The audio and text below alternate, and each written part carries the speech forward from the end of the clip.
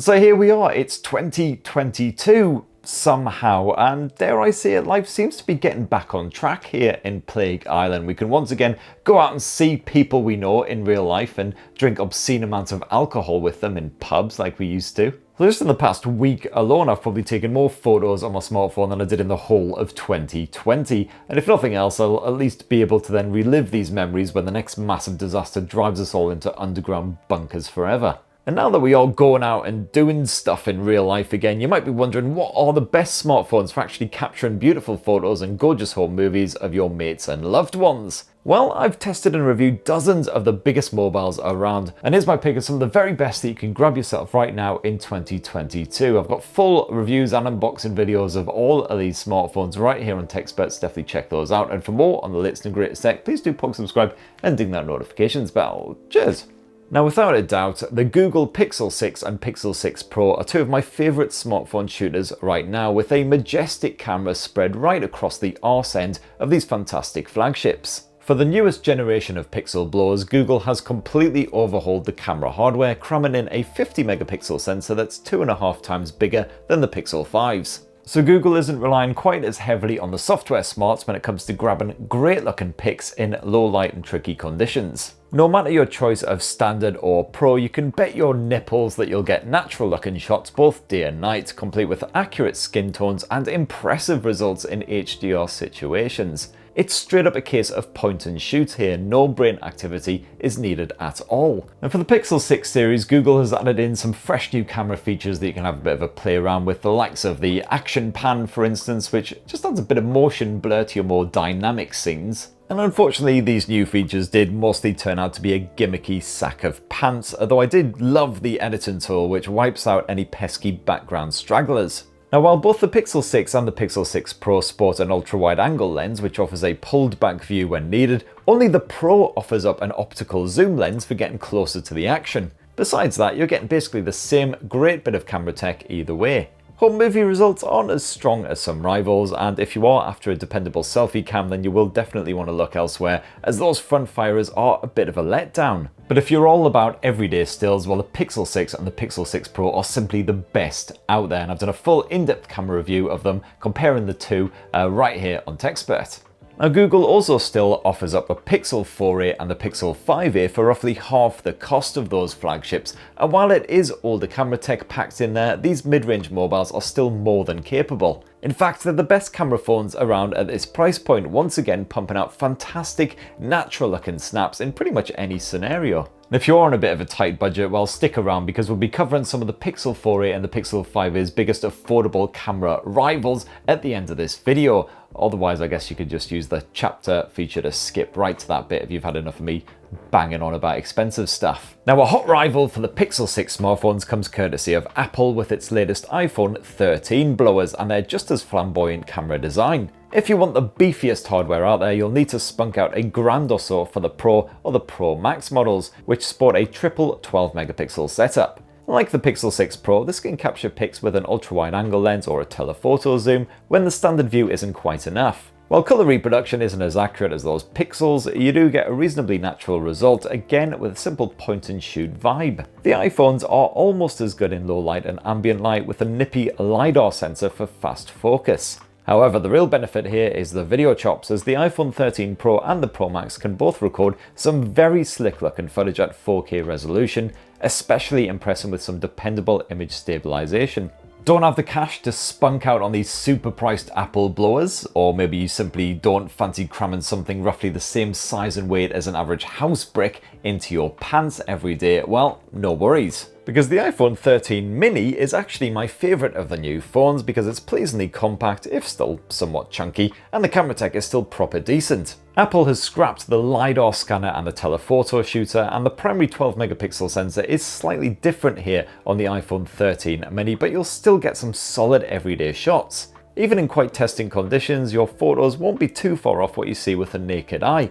although subjects in motion do often come out blurry if the lighting isn't just right. And I personally found the iPhone 13 mini was just as capable as its much bigger, much more expensive siblings when it comes to selfies as well, once again sporting a 12 megapixel front-facing shooter. And if you want to know more, I've done your full reviews of the iPhone 13 mini as well as the iPhone 13 Pro Max right here on TechSpert. Now, Samsung's fresh new S22 flagships are lurking on the horizon, ready for launch, but even 1 year on, I still rate the Galaxy S21 series. They are pretty damn good camera phones, and they come packing an absolute wealth of bonus camera modes as well if you want to tinker around and get all kinds of jazzy results. The standard Galaxy S21 and the S21 Plus serve up a brilliant 12 megapixel sensor just like the iPhones, which does a great job with living and more static subjects, night and day, whatever you need. Again, skin tones and other hues aren't quite 100% accurate, especially when you're shooting indoors, but only the Pixel really does a much better job in that regard. There's also an ultra version of the Galaxy S21 which costs a shag load extra but also upgrades that camera tech. So you've got a 108 megapixel primary sensor which can capture even more detail and nice bright shots even in really low light conditions. You've also got the ridiculously good and also somewhat just ridiculous 100 times space zoom if you really want to get close to something that's very, very far away indeed.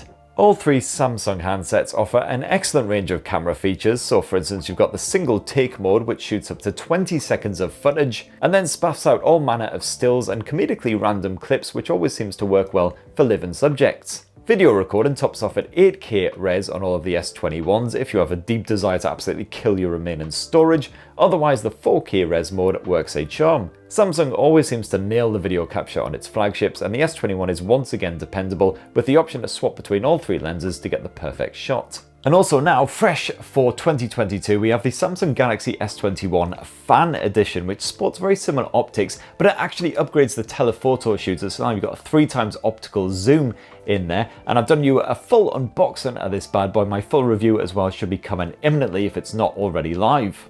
Now, one camera phone that is a bit trickier to track down here in the West, but well worth that effort, is the Vivo X70 Pro Plus. Those lenses are coated in Zeiss T-Star glass, which can help to prevent ghosting and other lighting issues that will bugger up your shot. And you've also got Vivo's 5-axis gimbal stabilization built into that camera hardware as well to help you get really nice, crisp, detailed, low-light shots. With help from that clever hardware, the Vivo X70 Pro Plus's 50 megapixel Samsung JN1 sensor combined with the V1 image processor spaffs out gorgeous looking pics in practically any conditions. My photos were packed with fine detail and colours that look practically the same on that mighty display as they did in real life, the best I've seen outside of Google's fresh flagships. Even in strong daylight, I was really impressed with the results, practically no flaring or saturation to speak of. And in more ambient light, when you're shooting indoors or in the evenings, you could once again expect a crisp photo with limited noise and accurate colour reproduction.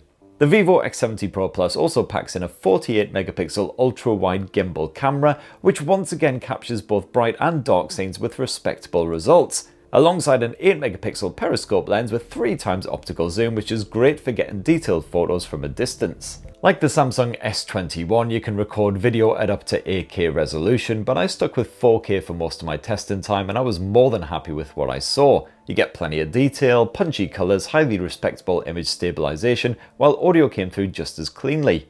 And last up, the 32 megapixel selfie cam is again a bit good, whether shooting in low light or brighter environments. Basically, I struggle to find much to complain about with this camera tech at all. It's reliable at pretty much any time of day. For less cash than the Pro Plus model, you can also grab yourself the standard Vivo X70 Pro, but you tend to lose that eyebrow raising color accuracy with this. Instead, it rather boosts those colors to make things look a bit more vibrant. And also Vivo has also pared back some of the other camera features, but I've done a full side-by-side comparison of the two right here in TechSpert if you want to see the difference. And I've also just reviewed the fresh new Vivo V23 Pro, which was launched at the start of 2022, which, like the X70 Pro Plus, pumps out beautifully natural pics, but for a cheaper price. Now, so far, all of these camera phones that I mentioned are best suited to people who just want to point and shoot, maybe play around with the occasional bit of camera feature, bonus action like a portrait mode or something like that. But if you are a photography pro and you really want to get involved with tweaking your photos and get a very precise kind of result where you can't go wrong with the Sony Xperia 1 and Sony Xperia 5 Mark III.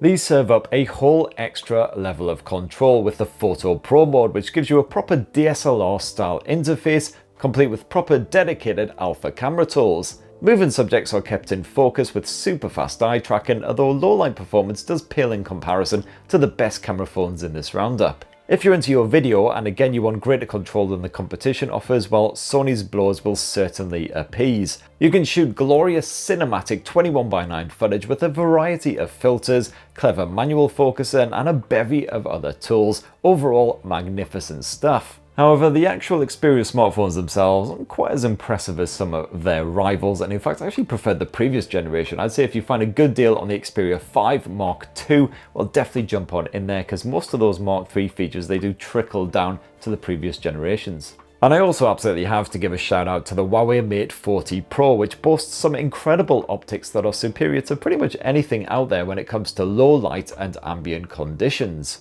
However, the Mate 40 Pro can be a bit of a bugger to find, certainly here in the UK and definitely in the US, where Huawei-US relations still not the best out there, shall we say. Plus, of course, you don't get those lovely Google services, which will be a deal breaker for many. But anyway, you can check out my in-depth unboxing right here on TechSpert. Now, of course, most of these smartphones that I mentioned are pretty bloody expensive. They are basically premium and flagship devices through and through, but of course you've got the likes of the Pixel 4a and the 5a if you're on a tighter budget, and there are plenty of other great affordable camera phones at that sort of £300–400 price point if that's what you're after. So for instance, there's the Poco F3, which is an all-round excellent blower with a 48 meg snapper that can churn out sharp shots with punchy colours, working well with live and breathe and endlessly bopping about the place subjects. Xiaomi's Redmi Note 10 Pro is another excellent snapper as well, this time around the £250 price point, which serves up a 108 megapixel primary camera which works wonders day or night. You'll be wondering just how it can be this good when you see your detail-packed, brightly lit photos with even pesky moving subjects